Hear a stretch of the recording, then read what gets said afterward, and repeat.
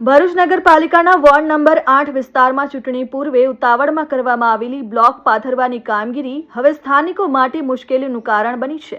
આલી કાછિયાવાડ તેમજ હરિજનવાસ વિસ્તારમાં થોડા સમય પહેલા જ રસ્તાઓ પર બ્લોક બેસાડવામાં આવ્યા હતા, પરંતુ હવે પાણીની નવી લાઈન નાખવાની કામગીરી હાથ ધરાતા એ જ બ્લોકો ફરી ઉખાડવામાં આવી રહ્યા છે।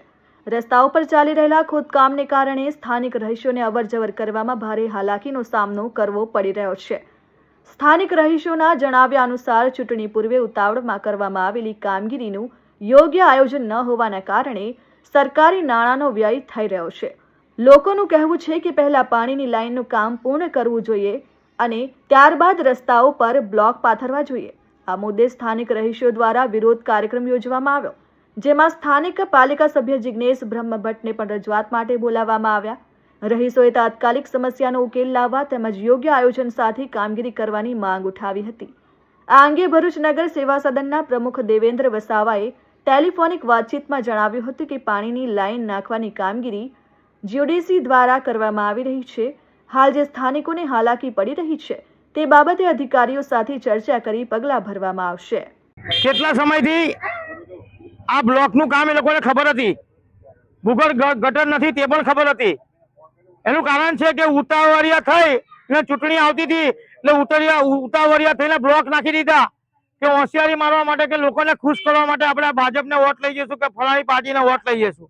આજે એ લોકો એટલા દુઃખી થાય છે ઉનાળાની અંદર કે એમ્બ્યુલન્સ નથી આવતી, સબવાહિની નથી આવતી, ડોર ટુ ડોર કચરાવાળા નથી આવતા। આજે શ્રમિક વિસ્તાર છે, સામાન્ય વિસ્તાર છે, લાઇટ વેરો, સફાઈ વેરો, રોડ વેરો બધા લોકો નિયમિત ભરે છે, સાથે હાઉસ ટેક્સ બી ભરે છે। એટલી જગ્યાએ ટ્યુબલાઇટો ચાલતી બી નથી। આવનાર દિવસોની અંદર ટ્યુબલાઇટ બી નિયમિત ચાલવી જોઈએ।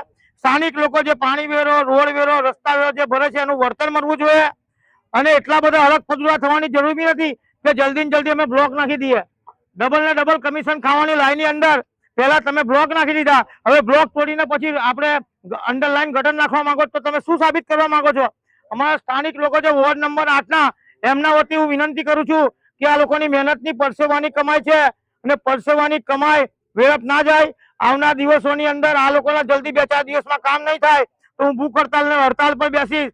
Sachin Patel, RN news, Bharuch.